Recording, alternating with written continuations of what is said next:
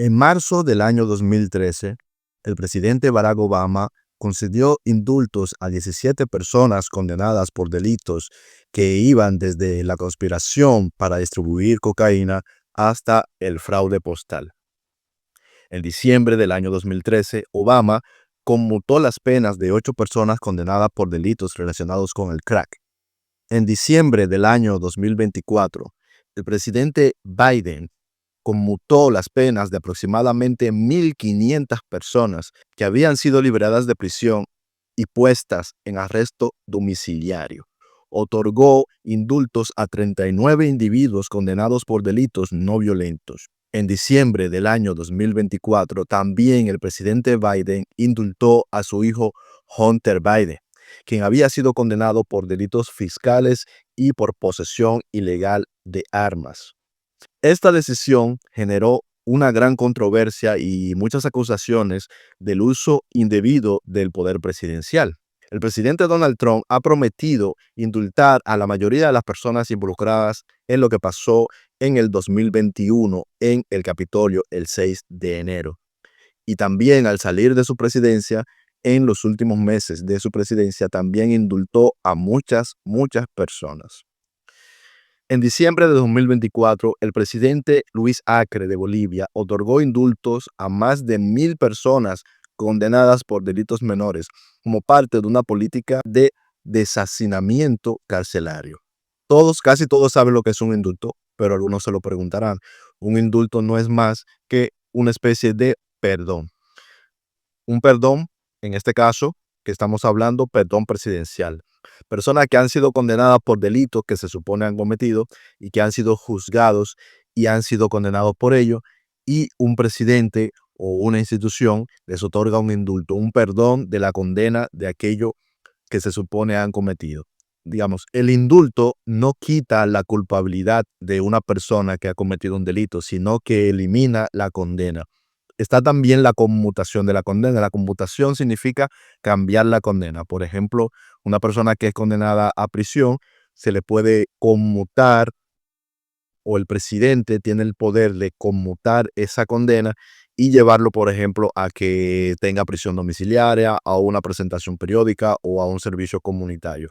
En esos casos, la condena no está siendo eliminada, sino que está siendo cambiada por algo más suave, más llevadero. También, por ejemplo, una persona que es condenada a muerte puede que se le conmute la pena de muerte a, por ejemplo, prisión de cárcel. En estos casos no es un indulto, sino una conmutación.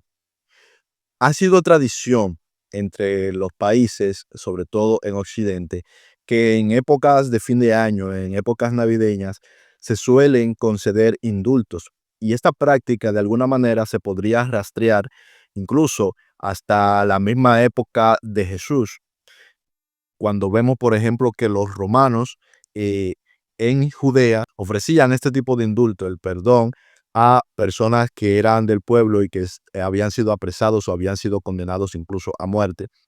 Vemos este caso en el que, por ejemplo, Jesús es puesto junto a Barrabás por Poncio Pilato y les dice al pueblo que en la Pascua, como una señal de buena voluntad, se suele liberar a un preso y que la gente elija a cuál de estos dos presos quiere liberar, si a Jesús o a Barrabás. Y el pueblo eligió a Barrabás. Las personas que vociferaron, que estaban allí en aquel momento, en aquella pequeña concentración política, pidieron que fuera liberado Barrabás, que era, según se dice, homicida, porque se dice que era algo así como un celote. Y vimos cómo allí fue condenado Jesús, porque la intención, lo que querían los sacerdotes en aquel momento era que fuera condenado Jesús, porque era quien veían que representaba de alguna manera, según su creencia, según su percepción, una amenaza a su poder. Pero hay algo interesante. Para muchos, estos indultos y estas conmutaciones de deuda o estas conmutaciones de pena pueden llegar a ser vistas como algo negativo. Por ejemplo, en este caso, donde el presidente Biden en Estados Unidos ha indultado a su hijo que fue condenado, y no solo lo ha indultado de lo que ha sido condenado, sino también de procesos que está siendo llevado en lo que todavía no ha sido condenado. Mucha gente, muchas personas evidentemente van a criticar esto porque consideran que hay una especie de favoritismo para estas personas.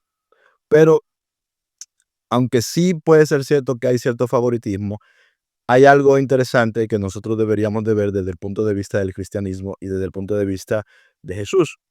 Y es que de alguna manera no hay nadie que esté siempre dispuesto a dar indultos como Jesús. Jesús se pasó todo su ministerio perdonando pecados y no solamente perdonándolos, sino dándole incluso poder y diciendo, darle poder a sus discípulos para que también ellos perdonaran pecados. Podemos ver, por ejemplo, en el caso del paralítico de Capernaum, cuando los hombres le presentan a un paralítico a Jesús, al ver su fe, al ver la fe de ellos, Jesús dice, ánimo, hijo, tus pecados quedan perdonados. Es decir, tus pecados te son perdonados. Esta es la primera frase que Jesús le dice al paralítico, ya por la fe de los amigos que lo introdujeron, como sabemos, por el techo. Y luego es que viene la sanidad, luego es que Jesús entonces le dice que sea sano, porque muchos critican a Jesús por perdonar pecados, que es lo mismo, es decir, por no condenar al pecador. Condenar significa que va una persona a tener, digamos, un pago por lo que hizo o por lo que ha hecho o por su condición. Por lo tanto, cuando Jesús dice que le son perdonados los pecados, está indultando al pecador, está indultando al que ha faltado, por ejemplo, en este caso a la ley de ellos, que claro, son todos faltaban a la ley, pero bueno, este es el punto. Entonces, Jesús inmediatamente, las personas comienzan a murmurar, ¿quién es este para estar aquí perdonando pecados? Y entonces es cuando él dice que, que es más fácil decir, levántate y anda. O sea, Jesús está diciendo que de alguna manera es más fácil para él decirle levántate y anda que decir te perdono los pecados. Sin embargo, siempre Jesús estaba perdonando los pecados. Como por ejemplo, la mujer pecadora en casa de Simón el fariseo, que así se nos narra en los evangelios. Una mujer conocida por su vida pecaminosa, unge los pies de Jesús con perfume y lágrimas. Y Jesús declara y dice, tus pecados te son perdonados. Y esto también llama la atención en este caso de Simón, que es el fariseo que está allí, que dice, ¿qué tipo de profeta es este que deja que esta mujer, que él entiende es pecadora, incluso lo toque y esté lavando sus pies? Pero Jesús inmediatamente le ofrece a esta mujer que perdón. Por ejemplo, podemos ver el caso de la mujer que se dice que es sorprendida en adulterio y los fariseos la llevan a Jesús para que Jesús evidentemente la condene, para probarlo, para que la condene a qué, a ser apedreada, a ser lapidada, a ser llevada a la muerte porque ha violado la ley. ¿Y qué es lo que hace Jesús? Jesús le dice, el que de vosotros esté sin pecado, sea el primero en arrojar la primera piedra contra ella. Tras la retirada de los acusados, los acusadores, perdón, tras la retirada de los acusadores, cuando ellos se van, Jesús le dice, ni yo te condeno, vete y no peques más. Es decir, Jesús no la condena, le concede el perdón también de los pecados, el perdón de la falta a la ley. Y hay que entender que, por ejemplo, en este caso, nosotros podríamos pensar que esto es solamente una condena moral. No, estamos hablando de la ley. La ley de los judíos decía que en tal caso, como mismo le dicen los fariseos, esa mujer debía ser apedreada hasta la muerte. Es la ley como la que tienes tú hoy, como la que aprueba el Congreso de tu país o el Congreso de mi país. Y Jesús está adjudicándose el poder de perdonar estos y otros pecados y de no, al no condenar a esta mujer. Vemos el caso, por ejemplo, del ladrón, el malhechor, al lado de Jesús en la cruz. Durante la crucifixión, uno de los malhechores reconoce la inocencia de Jesús y le pide ser recordado en su reino. Jesús le asegura, de cierto te digo que hoy estarás conmigo en el paraíso. Es decir, le está diciendo, tú eres salvo. Le está diciendo Jesús a este malhechor que tiene ahí al lado. Es decir, aún en la cruz, Jesús sigue perdonando pecados, sigue concediendo indultos. También vemos en Mateo 22 y en Marcos 5:34 que nos habla de una mujer que tenía flujo de sangre, que tenía una enfermedad, y que esta mujer sabemos que ella toca a Jesús y que luego Jesús comienza a buscar quién es la persona que le ha tocado, y ella temblorosa y asustada, ¿verdad? Habiendo sido descubierta, pero Jesús le dice y declara que su fe le ha salvado, es decir, que su fe le ha salvado de la condenación. Por lo tanto, ha sido perdonada. Esa es la respuesta que Jesús da a aquel acto. El ciego Bartimeo, vemos por ejemplo en Marcos 10:52, que recibe la fe, recibe la vista en un milagro que hace Jesús sobre él, pero luego Jesús le dice, tu fe te ha salvado. Le dice en pocas palabras y dicho de otra manera, has sido perdonado de tus pecados y tu fe, por lo tanto, te ha salvado. La fe como fuente de salvación. Cuando Jesús entra en la casa de Zaqueo, que era considerado un hombre malo por la mayoría de las personas que estaban en posiciones de poder, sobre todo religioso, dentro de aquella ciudad. Y él entra en su casa y dentro de la casa dice, hoy ha llegado la salvación a esta casa, que dicho de otra manera lo mismo es, los pecados tuyos, o sea, de Zaqueo y de los suyos, de su casa, han sido perdonados. Entonces, Jesús se pasó todo el ministerio que tuvo en la tierra de manera física, en carne y hueso, perdonando pecados, concediendo indultos allí donde iba.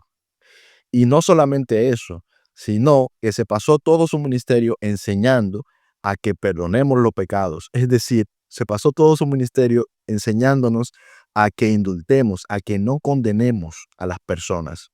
Por lo tanto, no deberíamos, si creemos en Jesús y creemos en su mensaje, enojarnos cuando un presidente indulta a una persona que ha sido condenada por la justicia de su país. Más bien deberíamos de alegrarnos, porque en eso, sea por una razón o por otra, sea de buena voluntad o no lo sea, en la práctica está imitando a Cristo, porque eso es lo que Jesús hace, perdonar al condenado. Y esto llegando al grado de que incluso perdona a los que lo condenaron a él, y que incluso desde la cruz dice, de aquellos que lo clavan en la cruz, de aquellos que lo condenan, dice, perdónalos porque no saben lo que hacen. Es decir, Jesús nos indulta a todos. Él te ha indultado a ti, me ha indultado a mí, ha indultado a tus hijos, nos ha concedido el perdón a todos nosotros. Es el rey de los indultos, es el rey del perdón.